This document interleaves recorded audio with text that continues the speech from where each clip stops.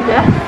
Setahu saya kanker serviks itu penyakit tentang kewanitaan. Oh, kanker serviks itu kanker mulut rahim.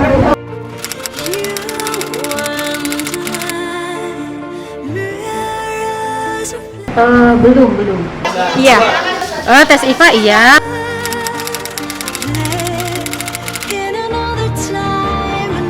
Kebetulan saya kalau tes IVA belum, tapi kalau pap smear di rumah sakit saya sudah pernah. Tidak pernah. Kenapa, Bu? Alasannya karena saya melakukan tes pap smear. Sudah tahun 2000 sebelum corona 2019 awal.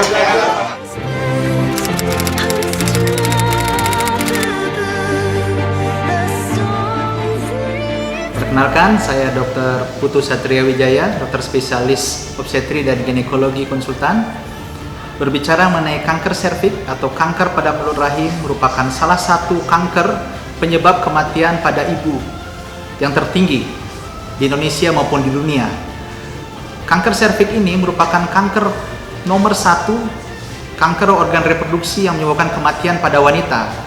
Sementara pada wanita sendiri, kanker serviks merupakan penyebab kedua tertinggi setelah kanker payudara.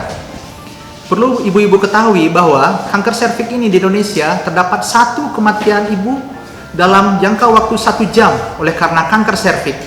Sementara di Asia Pasifik, sekitar 4 wanita meninggal dalam jangka waktu 4 menit oleh karena kanker serviks. Sementara secara global di dunia, terdapat 1 kematian ibu dalam jangka waktu 2 menit oleh karena kanker serviks. Ibu-ibu di rumah, kanker serviks ini bukan merupakan penyakit keturunan. Saya tekankan lagi, bukan penyakit keturunan. Tapi penyakit ini disebabkan oleh virus, yaitu Human Papillomavirus atau HPV virus, terutama tipe 16 dan 18. Yang ini akan merusak mulut rahim dan nanti dalam jangka waktu tertentu, jika tidak terdeteksi dengan baik, akan menjadi kanker di kemudian hari. Kanker serviks ini kebanyakan mengenai ibu-ibu pada usia yang produktif, sekitar usia 35-50 tahun. Dan kebanyakan datang pada keadaan stadium yang sudah stadium lanjut, sehingga menyulitkan kami petugas kesehatan dalam memberikan penanganan yang terbaik untuk ibu-ibu yang mengalami kanker serviks ini. Kanker serviks ini mempunyai faktor risiko antara lain wanita yang menikah terlalu muda, yaitu di usia di bawah 20 tahun, intercourse atau kontak seksual di bawah 20 tahun, seorang wanita yang multi partner atau dari pasangan yang multi partner, riwayat misalnya ada riwayat penyakit menular seksual sebelumnya, infeksi penyakit menular seksual, dan disebabkan oleh merokok salah satunya. Salah satu gejala dari kanker serviks antara lain adalah keputihan lama yang tidak tertangani, yang berbau, yang tidak ditangani dengan baik, yang kemudian terjadilah kontak bleeding di kemudian hari oleh karena adanya mungkin kerusakan di mulut rahim dan saat kontak seksual dengan pasangannya kemudian menimbulkan pendarahan. Yang ketiga, andaikan sudah mengalami invasi atau penyebaran kanker ini ke organ-organ lain di dalam perut, misalnya ke saluran kencing atau ke saluran cerna, akan menyulitkan seorang ibu yang mengalami kanker serviks ini untuk kencing maupun buang air besar.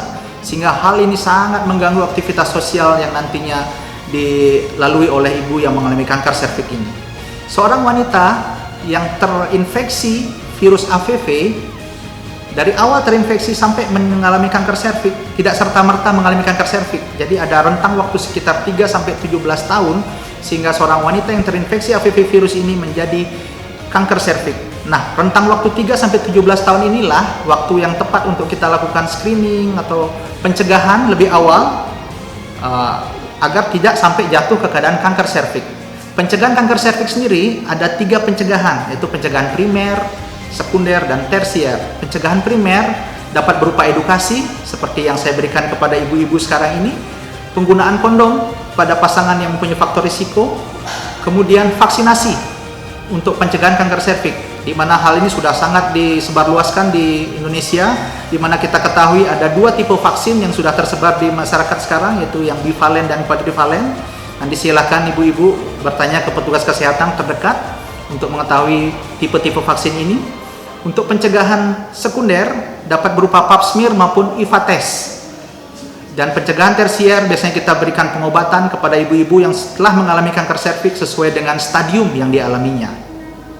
Nah, berbicara mengenai IVA test, ini sangat disarankan untuk negara kita yang negara berkembang dan kepulauan seperti negara kita ini. IVA test adalah infeksi visual asam asetat, di mana dengan mengoleskan asam asetat di mulut rahim ibu-ibu, nanti kita melihat perubahan warna di mulut rahim setelah dioleskan tersebut. Dan jika terjadi perubahan warna, ini kemungkinan suatu lesi prekanker atau prakanker atau terjadi sudah kanker seperti itu.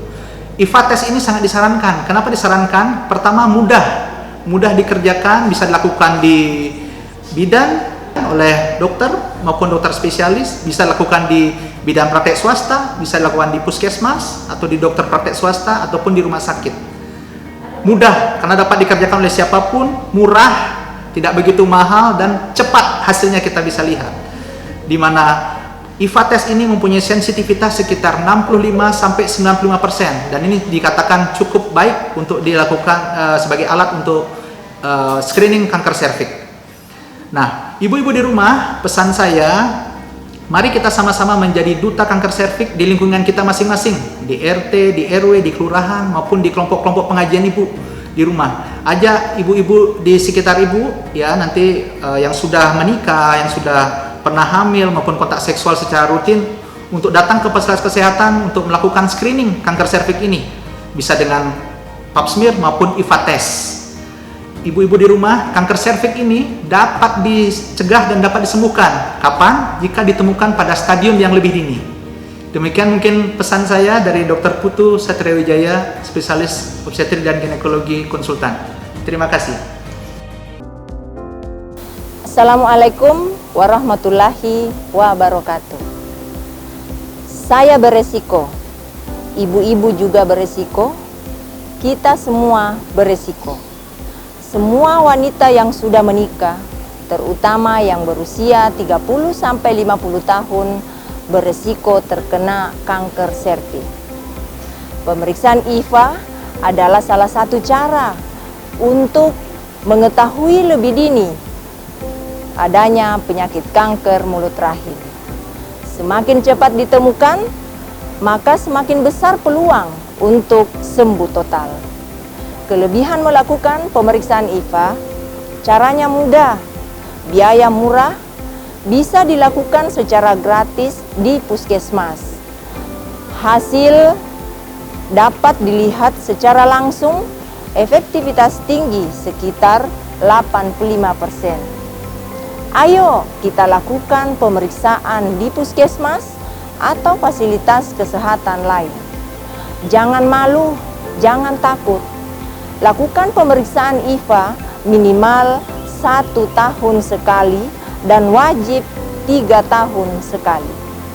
Pesan saya, tularkan informasi pemeriksaan IVA ini, beri penjelasan kepada tetangga, teman, semuanya agar mereka mau memeriksakan dirinya. Sehat itu bukan suatu kemewahan, tetapi menjadi mahal ketika sehat telah berubah menjadi sakit. Ingat, ayo melakukan pemeriksaan IVA minimal 1 tahun sekali. Ibu sehat, keluarga bahagia. Wassalamualaikum warahmatullahi wabarakatuh.